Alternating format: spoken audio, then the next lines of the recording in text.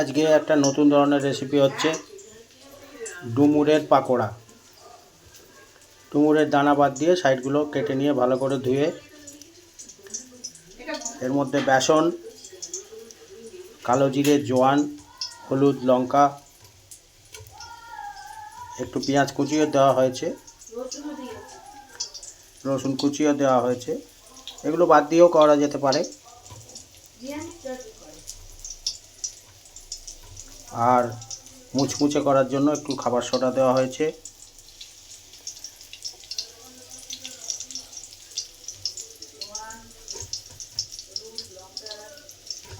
একটু হলুদ গুঁড়ো, একটু লঙ্কা গুঁড়ো, একটু আমাদের RCM-এর সবজি মশলা,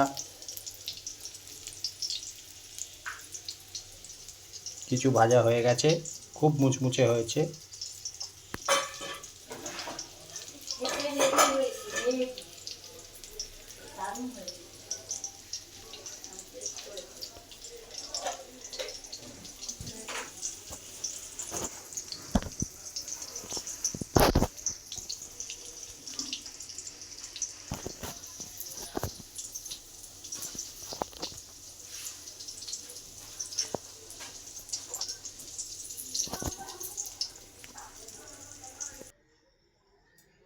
হাই এভরিবডি, আজকে আমাদের রান্নার মেনু দেখো। এটা হচ্ছে বাঁধাকপির তরকারি, বেগুন ভাজা, আর ছেলে যেহেতু পরীক্ষা হচ্ছে আজকে শেষ, মাছ দিয়ে, আলু দিয়ে, টমেটো, ধনেপাতা দিয়ে তরকারি। ছেলে খেয়ে গেছে, আর রয়েছে বেগুন ভাজাও খেয়ে গেছে। সব থেকে আজকে স্পেশাল রান্না, একদম নতুনত্ব, ডুমুরের পকোড়া। আজ আমার এক মায়ের কাছ থেকে শুনলাম যে ডুমুরের পকোড়া হয়, তা আমি আমার মতন করে করলাম, কিন্তু খুবই সুন্দর, এত টেস্টি হয়েছে খেতে, এবং মুচমুচে আছে, খুবই ভালো। এর সঙ্গে কিছু না, ডাল আর এটা হলেই খাওয়া হয়ে যায়। একটু টমেটো দিয়ে ডাল হয়নি, এই দিয়েই খাবো। মানে এত টেস্ট, এবং কি কি দিয়েছে সেটা সবই জানো।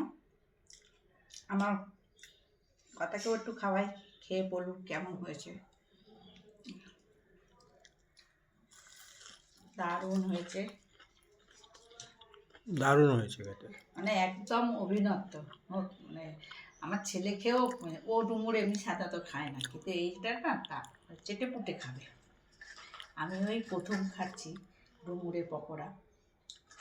অনেক বাচ্চারাই ডুমুর খেতে চায় না, হ্যাঁ, তাদেরকে এটা এইভাবে করে দিলে একদম খাবেই খাবে। রইল আমার ছেলে এসে খাবে, তারপর ঠিক আছে। তোমরাও করে খাও, খেয়ে দেখো কেমন লাগে, আমাকে জানাবে। তোমার পছন্দ হলে একটু লাইক, শেয়ার, কমেন্ট করো। Tata, bye bye.